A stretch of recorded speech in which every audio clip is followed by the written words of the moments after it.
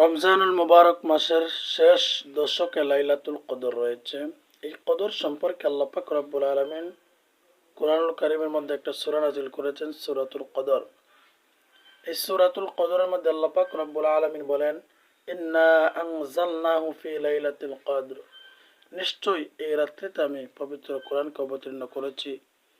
শুধু তাই নয়, তারপর আল্লাহ পাক রব্বুল আলামিন বলেন, ওয়ামা আদরাকা মা লাইলাতুল কদর, এই লাইলাতুল কদর কি তোমরা জানো? লাইলাতুল কদরি খায়রুম মিন আলফি শাহর, এই লাইলাতুল কদরটা হলো হাজার মাসের চেয়ে উত্তম। বলুন সুবহানাল্লাহ। শুধু তাই নয়,